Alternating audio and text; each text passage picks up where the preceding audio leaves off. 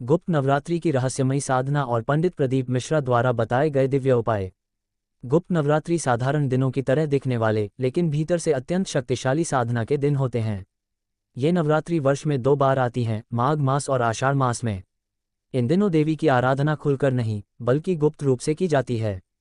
यहीं से इसका नाम पड़ा गुप्त नवरात्रि। इन नवरात्रों में की गई साधना, उपवास और तपस्या का प्रभाव इतना तीव्र होता है कि व्यक्ति के जीवन की सबसे कठिन बाधाएं भी दूर हो सकती हैं। चाहे विवाह में रुकावट हो, संतान प्राप्ति में समस्या हो, परिवार में क्लेश चल रहा हो, आर्थिक तंगी बनी हुई हो या पितृदोष से जीवन थमा हुआ हो, इन गुप्त नवरात्रों में किए गए उपाय तुरंत असर दिखाते हैं। पंडित प्रदीप मिश्रा जी कहते हैं कि ये गुप्त नवरात्रि केवल पाठ और व्रत का समय नहीं है बल्कि सच्चे भाव से की गई साधना का पर्व है।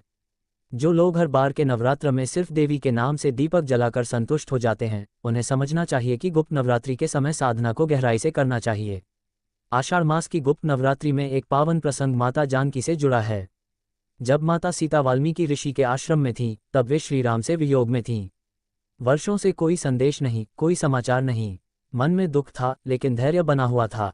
एक दिन माता सीता ने महर्षि वाल्मीकि से पूछा, हे गुरुदेव, कोई ऐसा उपाय बताइए जिससे मेरे जीवन का ये बंधन टूटे और मुझे अपने स्वामी श्रीराम के दर्शन हों। महर्षि वाल्मीकि मुस्कुराए और बोले, जानकी, एक व्रत है। ये गुप्त नवरात्र का व्रत है। यदि तुम इसे श्रद्धा और नियम से निभाओगी तो न केवल श्रीराम के दर्शन होंगे बल्कि तुम्हारे पुत्र भी अपने पिता को देख सकेंगे। वाल्मीकि जी ने विधि बताई कि पहले दिन शिव मंदिर में 9 एक जैसे पुष्प लेकर भगवान शंकर को अर्पित करो। साथ में घी का दीपक जलाओ और अपनी कामना हृदय से निवेदित करो। फिर प्रतिदिन पुष्पों की संख्या 9 बढ़ाते जाओ। दूसरे दिन 18, तीसरे दिन 27 और इस तरह 9वें दिन 81 पुष्प अर्पित करना होगा। माता जानकी ने इस व्रत को पूरी श्रद्धा से प्रारंभ किया। पहले 3 दिन पुष्प आसानी से मिलते रहे, पर चौथे और 5वें दिन से कठिनाई आने लगी। पुष्पों की व्यवस्था करने में कठिनाई देखकर पुत्र लव ने कहा, माँ, आप चिंता न करें, पुष्प मैं लाकर दूंगा, आप केवल पूजन करती रहिए। लव अयोध्या के उस सरोवर तक गया जहां कमल खिले हुए थे, लेकिन वहां के रक्षक द्वारपालों ने उसे रोका। लव ने विनती की पर किसी ने नहीं सुनी।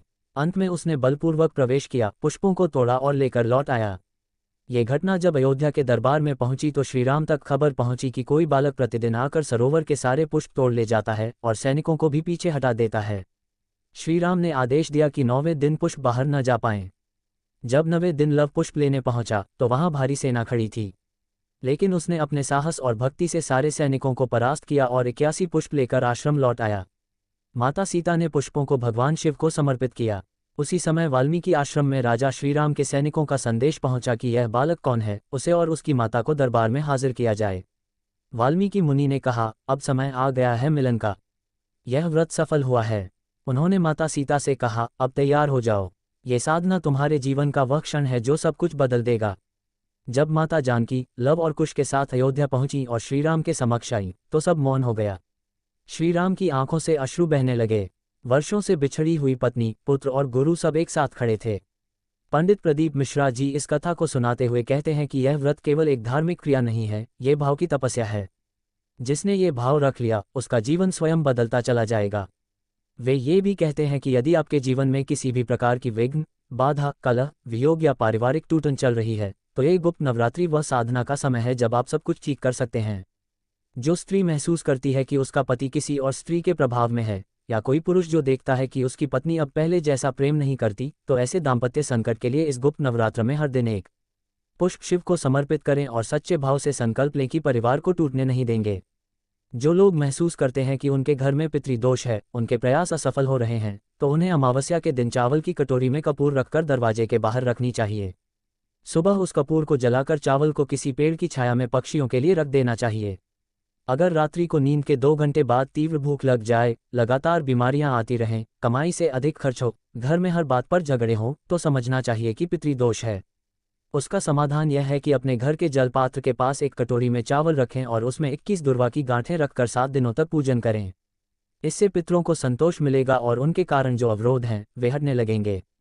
दीपक की बाती भी साधना का हिस्सा है। देवी की पूजा में लंबी बाती लगानी चाहिए और तुलसी अथवा देवताओं के समक्ष गोल बाती। लंबी बाती वंश और लक्ष्मी की वृद्धि का प्रतीक होती है। श्रृंगी ऋषि के अनुसार गुप्त नवरात्र में यदि 2 पार्थिव शिवलिंग बनाकर एक पर 9 लाल पुष्प और दूसरे पर 5 श्वेत पुष्प अर्पित किए जाएं, तो साधक को विशेष फल प्राप्त होते हैं। अगर 2 शिवलिंग बनाना संभव न हो तो एक शिवलिंग बनाकर पास में मिट्टी का ढेला रखकर देवी का रूप मानकर पूजन करें। शक्ति की आराधना करते समय शिव की उपस्थिति को न भूलें। शिव और शक्ति का मिलन ही सृष्टि की पूर्णता है। पंडित प्रदीप मिश्रा जी कहते हैं, नवरात्र केवल पूजा नहीं, ये जीवन को जोड़ने का पर्व है। ये गुप्त नवरात्र जीवन की सबसे कठिन परीक्षाओं को साधने का समय है। आप आज से ही यह संकल्प लें, एक दीपक जलाएं, एक पुष्प चढ़ाएं, एक मंत्र बोलें और एक बार सच्चे मन से शिव और शक्ति को पुकारें। आपका जीवन बदलेगा, संबंध जुड़ेंगे, घर में प्रेम और शांति आएगी और देवी देवताओं की कृपा सदैव बनी रहेगी। हर हर महादेव। जय मां दुर्गा।